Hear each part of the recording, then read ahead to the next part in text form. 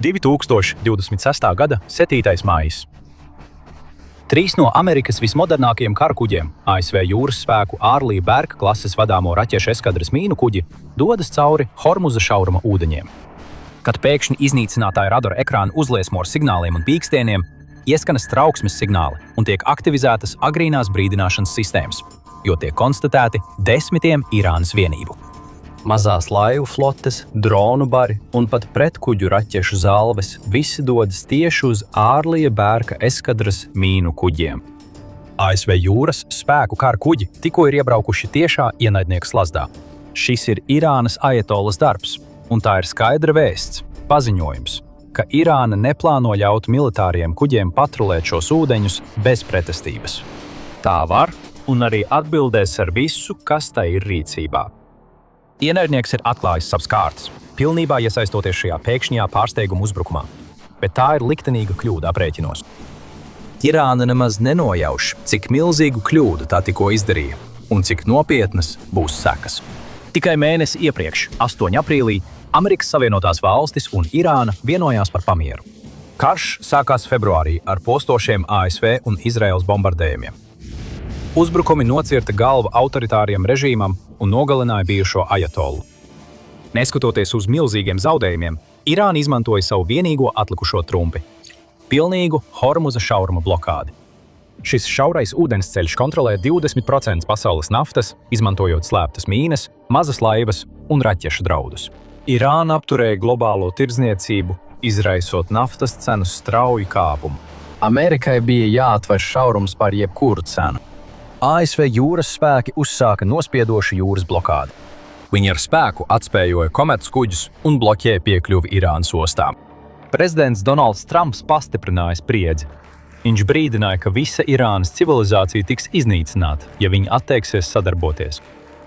Jau nākamajā dienā tika izsludināts beztermiņa pamiers. Pasaules līderi svinēja. Taču vienošanās bija pilnīga fikcija. Tā pastāvēja tikai diplomātijas gaitiņos. Tā bija pilnīgi atrauta no nežēlīgās realitātes jūrā. Patiesībā abas puses nekavējoties pārkāpa pamieru. ASV centrālā pavēlniecība turēja milzīgu jūras spēku grupējumu tieši ārpus Irānas teritoriālajiem ūdeņiem. 19. aprīlī jūras spēki īstenoja savus draudus. Viņi uzbruka Irānas kravaskuģim vārdā Tuska pēc tam, kad tas mēģināja pāraut blokādi. Jaunajam ajatollam Močtabam Hamenejam pamieru līgums bija oficiāli miris. Amerikāņu karakuģi bija acīm redzams konflikta turpinājums. Tas deva Teherānai pilnīgu brīvību atbildēt ar visu, kas viņiem bija. Tas mūs tieši noved pie slēpņu uzbrukuma 7. maijā. Uzskatot amerikāņu blokādu par eksistenciālu draudu savai pastāvēšanai un tā saukto pamieru vienošanos par pilnīgi nederīgu, Irānas režīms un Islāma revolucionārās gvardes korpusa, IRGK, augstākā vadība deva pavēli uzbrukt Arleigh Burke klases iznīcinātājiem. Pēc nedēļu ilgas bombardēšanas tas bija cietis nopietnas zaudējums. Pretgaisa aizsardzības sistēmas bija iznīcinātas, raķešu krājumi uzspridzināti un jūras kuģi bija nogremdēti Persijas līča dzelmē. Taču Irānai joprojām bija daži līdzekļi savā rīcībā, un tā bija apņēmusies mest visu, kas tai bija, pret amerikāņu karakuģiem. Iespējams cerot, ka ar to pietiks, lai pārautu blokādi, sašķelt Vašingtonas politisko apņēmību un piespiestu kaut kādu blokādes atvieglošanu vai pat izbeigšanu. Lai to paveiktu, IRGC paļāvās uz 3 galvenajām resursu grupām. Pirmā bija tā sauktā odu flote, kas sastāv no mazām, bet ārkārtīgi veiklām un manevrētspējīgām ātrgaitas uzbrukuma laivām. Šīs mazās laivas bieži tiek slēptas šaurās piekrastes tuneļos gar Persijas līci, padarot tās grūti atrodams un iznīcināmas. Tas viņiem arī piešķir pārsteigumu efektu, jo Irāna var jebkurā brīdī nosūtīt savas mazās laivu flotes lielā ātrumā šaurumā, gatavas iesaistīties cīņā ar jebkuru pretinieka kuģi šajā apgabalā. Katras laivas apkalpē parasti ir neliela karavīru komanda, kas izmanto bara taktiku, mīnas, raķetes un ložmetējus, lai apšaudītu savus ienaidniekus. Lai papildinātu šos masu traucējumu ieročus, Irāna izvietoja arī savu otro līdzekļu grupu – vienvirziena kamikadzes draudus. Teherāna varbūt nav viena no pasaules lielākajām militārajām jovarām, taču tā noteikti ir pierādījusi sevi kā inovators dronu kardarbības jomā, izstrādājot dažus no labākajiem triecienu droniem, kas tiek izmantot mūsdienās. Krievija paļāvās uz Irānas droniem savas kara ar Ukrainu agrīnajā posmā, un kopš tā laika ir nokopējusi Irānas konstrukcijas, lai uzsāktu savu masveida dronu ražošanu. Arī ASV ir veikušas Irānas Shahīd 136 reverso inženieriju, lai izveidotu savu zemu izmaksu bezapkalpes kaujas triecienu sistēmu, kas pazīstama arī kā Lukus. Šie droni spēj lidot ar lielu ātrumu un ir aprīkoti ar ievērojamiem kaujas lādiņiem. Turklāt tie ir lēti un vienkārši izgatavojami. Taču tie ir vairāk nekā spējīgi nodarīt nopietnus bojājumus ienaidnieku objektiem, tostarp nocietinātiem mērķiem, piemēram, karakuģiem. Visbeidzot, tiek ziņots, ka Irāna izmantoja arī piekrastes aizsardzības baterijas, lai palaistu pretkuģu raķetes uz amerikāņu eskadras mīnu kuģiem. Tāpat kā mazās laivas, arī šīs baterijas bieži tiek paslēptas starp klinšainajiem izciļņiem un piekrastes ainams reljefu, padarot tās grūti pamanāmas. Lai gan ASV ir izdevies dažas no tām iznīcināt, Irānai joprojām ir palicis zināms skaits šo bateriju, un tās slepeni regulāri pārvieto, lai saglabātu to drošību. Palaizot visus šos līdzekļus vienlaicīgi, Irānas plāns bija skaidri redzams. Irāna zināja, ka nevienam no šiem ieročiem atsevišķi nebūtu pietiekama spēka, lai radītu problēmas pat vienam ārlija bērka iznīcinātājam, nemaz nerunājot par 3. Taču apvienojot tos, Irāna cerēja varētu pārslogot amerikāņu kuģu Aegis kaujas sistēmas, piesātinot kuģu aizsardzību un faktiski radot pārāk daudz mērķu, lai tos visus varētu atvairīt. Tas, savukārt, varētu būt pietiekami, lai daļa no šiem mērķiem spētu apiet kuģa aizsardzību un nodarīt zināmu kaitējumu. Īsāk sakot, IRGC zināja, ka lielākā daļa tā dronu, raķešu un laivu tiks zaudētas. Taču, ja tikai dažas no tām sasniegtu savus mērķus, tad tas varētu pasniegt to kā savu veidu stratēģisku uzvaru. Un tā droni, laivas un raķetes tuvojās arvien tuvāk, traucoties pāri nemierīgajiem Hormuza šaurumu ūdeņiem. Droni lidoja zemu, lai izvairītos no pārtveršanas. Raķetes traucās ar neticamu ātrumu, bet laivas vijās un zigzagā kustējās, lai būtu grūtāk trāpīt. Viņi domāja, ka viņa plāns ir nevainojams un ka viņa taktika ienaidniekam būs krietni par daudz. Viņi smagi kļūdījās. Irānas revolucionārās gvardes korpuss smagi nenovērtēja kuģus, kurus mēģināja uzbrukt. 3 ārlija bērka klases iznīcinātāji USS Truxtun, USS Rafael Peralta un USS Mason nav vienkārši karakuģi. Tie ir vieni no vismodernākajiem, spējīgākajiem un nevainojami izstrādātajiem militāriem kuģiem, kādi jebkad būvēti. Tie tika izstrādāti augstā kara vēlīnajā posmā, laikā, kad Amerikas jūras spēku plānotāji paredzēja, ka nākotnes karadarbība lielā mērā balstīsies uz raķešu triecieniem, zemūdenēm, kaujas lidmašīnām un elektroniskās karadarbības uzbrukumiem, kas visi notiks vienlaicīgi. Ņemot to vērā, šie kuģi tika izstrādāti ar izdzīvošanas spēju kā galveno prioritāti. Tātad tie nav tikai milzīgi, to garums pārsniedz 150 metrus no priekšgala līdz pakaļgalam, un pilnībā ielādēti tie izspiež aptuveni 9000 tonu. Ar apkalpi apmēram 300 jūrnieku, kuri vada dažādas sistēmas, bet tie ir ārkārtīgi labi aizsargāti. Un šo aizsardzību smadzenes ir Aegis kaujas sistēma, viena no vismodernākajām automatizētajām vadības un ieroču kontrolas sistēmām, kāda jebkad izgudrota. Aegis ļauj šiem karakuģiem efektīvi aizsargāties pret gandrīz jebkādiem draudiem, gan no gaisa, gan no virsmas, gan pat zem ūdens virsmas. Tā sastāv no fāzētu radaru masīviem un plašām elektronisko sensoru sistēmām, kas ļauj vienlaikus izsekot līdz pat vai pat vairāk nekā 100 mērķiem. Aegis radara darbības diapazons ļauj pamanīt, identificēt un uzraudzīt tuvojošos draudus lielā attālumā, vēl pirms tie nonāk redzamības zonā. Tas ietver lidmašīnas, dronus, spārnotās raķetes un balistiskās raķetes, kā arī citus draudus. Īsāk sakot, ir gandrīz neiespējami pārsteigt šos kuģus vai uzsākt jebkāda veida pārsteigumu uzbrukumu, lai viņi par to neuzzinātu. Gandrīz uzreiz. Tad seko ugunsspēks. Lielākā daļa ārlija bērka iznīcinātāju ir aprīkota ar gandrīz 100 vertikālās palaišanas šūnām, kuras spēj palaist dažas no pasaulē spēcīgākajām raķetēm. Ieskaitot visu, sākot no standarta pātvērēju raķetēm līdz tālas darbības Tomahawk raķetēm, pretzemūdeņu raķetēm un dažādiem citiem ieročiem. Papildus raķetēm ir 5 colu jūras lielgabals un dažādas papildu aizsardzības sistēmas, piemēram, automatizētās falangas torņi un Sea-Seram pretgaisa raķešu sistēmas. Papildus tam tuvās aizsardzības ieroči, piemēram, Bushmaster, ķēdes lielgabali un Browning ložmetēji. Tās nav vienkārši kuģi, tās ir milzīgas, peldošas cietokšņi, aprīkotas ar visiem iespējamajiem aizsardzības līdzekļiem, kas nepieciešami, lai izdzīvotu visbīstamākajās vietās un šķērsotu visbīstamākos ūdensceļus, tostarp Hormūzas šaurumu. Un, lai atkārtotu, Irāna nesaskārās tikai ar vienu no šiem kara kuģiem. Tā saskārās ar 3 no tiem. Un tas, kas padara ārlija bērka iznīcinātājus un lielāko daļu ASV jūras spēku vienību vēl grūtāk pārvarams, ir to integrācijas spējas. Šie kuģi nav paredzēti tikai patstāvīgai darbībai, bet gan kā daļa no lielākiem tīkliem. Tie spēja nevainojami apmainīties ar datiem savā starpā, dažādos veidos atbalstot viens otra darbības. Tāpēc, kad šie Irānas spēki strauji tuvojās, iznīcinātāji nereaģēja kā atsevišķi kuģi, bet gan kā apvienots spēks. Katrs no tiem nodrošināja radara pārklājumu, katrs dalījās ar savu raķešu kapacitāti, un katrs uzlaboja flotes elektroniskās karadarbības spējas. Tātad, lai gan Irānas taktika varētu būt darbojusies pret mazākiem vai vienkāršākiem kuģiem, tai nebija nekādu izredzu pret 3 savstarpēji savienotiem Īģis iznīcinātājiem. Un nākamās minūtes pierādīja, cik ļoti Irānas spēki bija pārspēti. Viņi bija ieradušies uz apšaudi ar neasiem nažiem, un drīz vien saprata, kādu katastrofālu kļūdu bija pieļāvuši. Trakstun, Meisona un Rafaela Peraltas kaujas centros pārēj no saspringtas novērošanas uz aktīvu kauju notika gandrīz acu mirklī. ASV nebija nekādas vēlmes gaidīt un ļaut jebkādiem Irānas uzbrukuma līdzekļiem pietuvoties tuvāk nekā nepieciešams. Viņiem jau iepriekšējās nedēļās bija bijušas vairākas sadursmes ar valsts droniem un raķetēm, un viņi zināja, ka IRGC nav pieraduši piekāpties vai atkāpties. Kad Irāna uzsāka uzbrukumu, tā to vienmēr noved līdz galam, un šī reize nebūtu izņēmums. Komandieri deva atļauju nekavējoties izvērst karakuģa daudzslāņu aizsardzību, un visa Ēģis sistēmas jauda tika likta lietā. Sistēma efektīvi pārņēma aizsardzības operācijas. Sensori ātri noteica tuvojošos draudus. Radari izsekoja mērķus, kas lielā ātrumā šķērsoja šaurumu. Īģis prioritizēja vissvarīgākos un visbīstamākos mērķus un aktivizēja vispiemērotākos pasākumus, lai tos neutralizētu. No 3 iznīcinātāju priekšējiem klājiem no vertikālajām palaišanas šūnām cēlās iespaidīgi dūmu un liesmu mutuļi, kad pārtvērēja raķetes traucās debesīs, meklējot un iznīcinot Irānas pretkuģu raķetes un sprākstvielu dronus, tālu no to paredzētajiem mērķiem.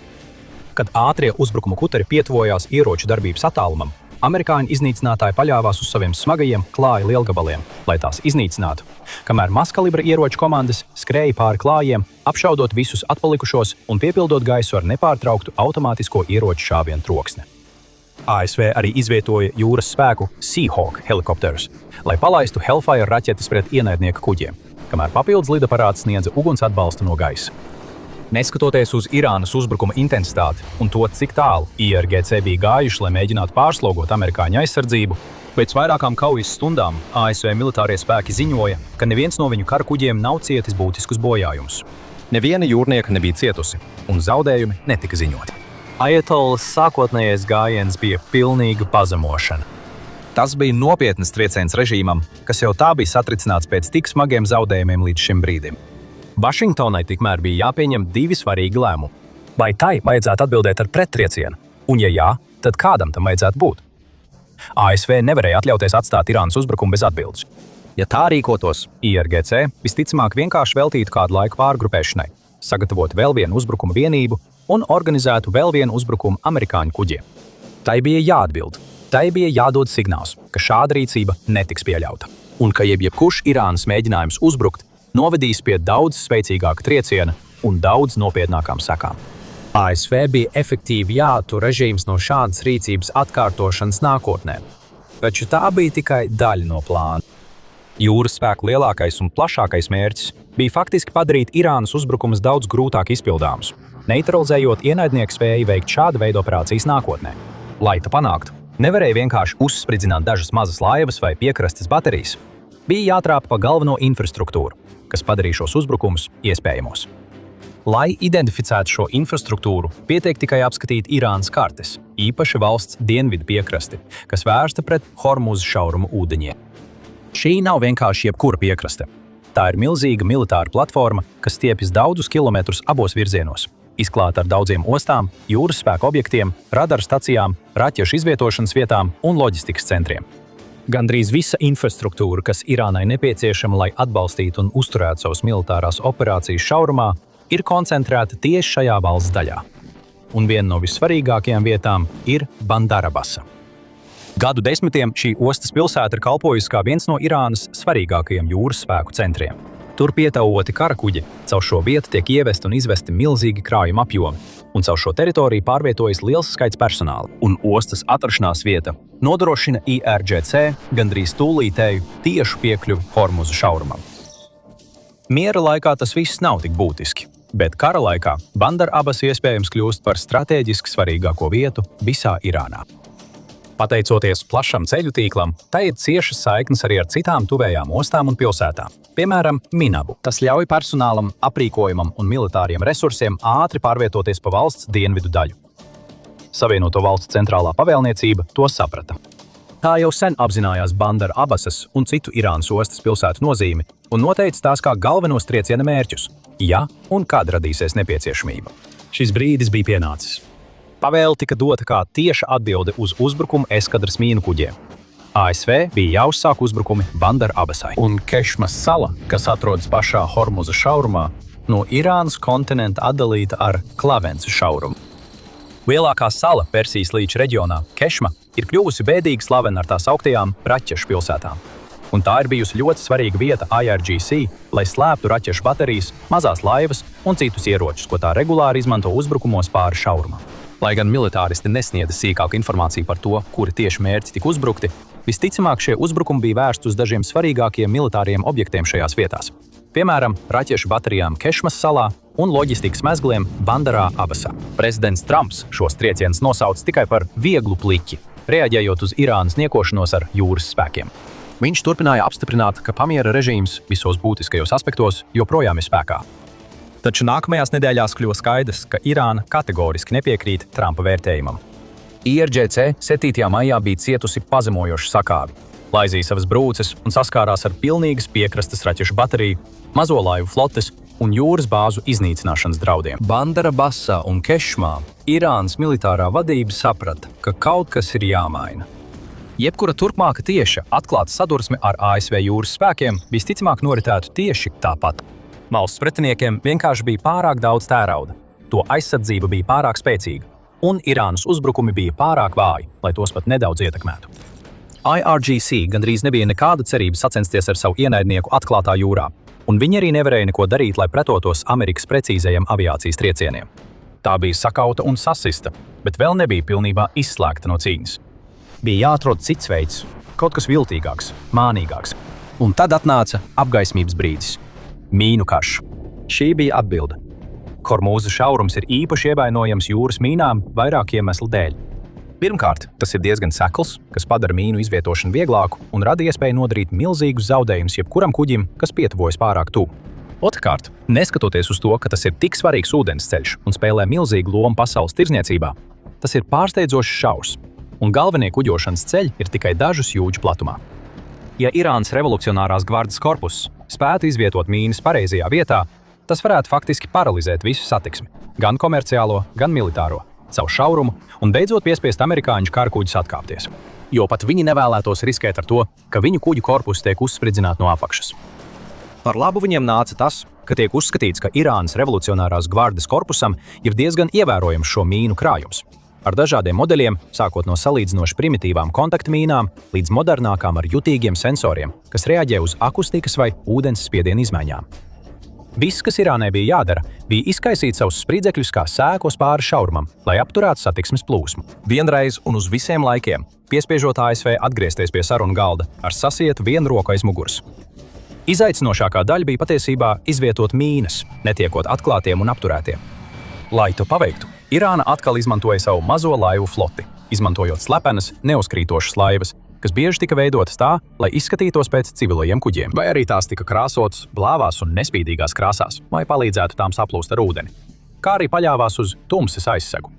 IRGC cerēja, ka šī taktika drīz izrādīsies veiksmīga. Tā varētu vienkārši noskatīties un gaidīt, kad amerikāņu kuģi, kas neko nenojauta, izjutīs pilnu zemūdens sprāgstvielu spēku. Piemēram, kā Maham 3 enkurota 300 kg smaga mīna. Maham 3 var atrasties līdz 100 metru dziļumā un tiek aktivizēta ar akustiskiem vai magnētiskiem sensoriem.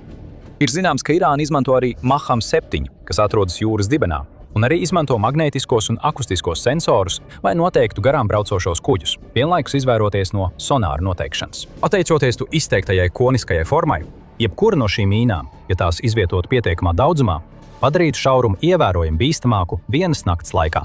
Un varētu būt nepieciešams nedēļas vai pat mēneša atmīnēšanas darbiem, lai tās visas atrastu un droši izņemtu. Diemžēl Irānai ASV bija vienu soli priekšā. ASV bruņotie spēki ir varenākais militārais spēks uz planētas. Tos parasti nepārsteidz nesagatavots. Tajā strādā pasaules vadošie taktiķi un eksperti visās jomās, kuru uzdevums ir izvērtēt visus iespējamos scenārijus un iztēloties katru potenciālo taktiku, ko varētu izmantot ienaidnieki. ASV zināja, ka Irāna visticamāk kādā brīdī pāries uz mīnu kardarbību, apzinoties, ka tā ir viena no retajām dzīvotspējīgajām iespējām, kas tai vēl ir pieejama. Tāpēc ASV izvietoja dažas no savām vismodernākajām militārajām novērošanas sistēmām, lai visu diennakti uzraudzītu šaurumu. Tā nepaļāvās tikai uz pasaulē vadošajiem Early Berka iznīcinātāju radariem, bet arī uz modernākajiem novērošanas droniem, sonāru sistēmām, jūras patruļu lidmašīnām, akustiskajiem masīviem un daudz ko citu. Tā nepārtraukti vēroja debesis, ūdeņus un pat zemūdens vidi, uzmanīgi gaidot jebkādas briesmu pazīmes un gatavi jebkurā brīdī dot trauksmes signālu. Tā nebija iecerējusi ļaut IRGC mīnēt šaurumu, kā arī nebija gatava vienkārši gaidīt, kad kāds no tās kuģiem vai cita kuģa uzskries uz mīnas. Tas varētu izraisīt globālu sašutumu. Tai bija jābūt dienu soli priekšā. Tāpēc 26. maijā ASV paziņoja par visaptverošu un agresīvu mīnu meklēšanas un iznīcināšanas operāciju visā šaurumā un gar Irānas piekrasti. Tās spēki veica vairākus taktiskus triecienus pret Irānas objektiem, tostarp dažām mazajām laivām, kuras IRGC cerēja izmantot mīnu izlikšanai, kā arī pret vairākām raķešu bāzēm, kas atradās gar dienvidu piekrasti. Vēlreiz ASV spēja izmantot savas modernās tehnikas priekšrocības, tostarp visu, sākot no taktiskajiem trieciena droniem līdz gandrīz neredzamiem zema pamanāmības lidaparātiem. Tā atrada, izsakoja un likvidēja vienu Irānas mērķi pēc otra, triecot ar nevainojamu precizitāti un nosūtot vairākas laivas un to apkalpes jūras dzelnē. Gala rezultāts bija vēl viena katastrofa Irānas režīmam. Ajatolas risks bija pilnībā izgāzies, bet Irānas režīmam vajadzēja būt gudrākam. Viņiem vajadzēja paskatīties uz savu pašu vēsturi. 1988. gadā Irānas militārie spēki slepeni izvietoja mīnas tieši šajos pašos ūdeņos, un viena no šīm mīnām veiksmīgi izsita milzīgu caurumu USS Samuel B. Roberts korpusā. Tas izraisīja vardarbīgāko ASV jūras spēku sadursmi uz ūdens virsmas kopš Otrā pasaules kara. To sauca par operāciju Dievlūdzējs. Lai redzētu, kā tieši ASV jūras spēki vienā pēcpusdienā iznīcināja pusi Irānas flotes, noklikšķiniet uz video savā ekrānā jau tagad, un mēs tiksimies nākamajā kaujas laukā.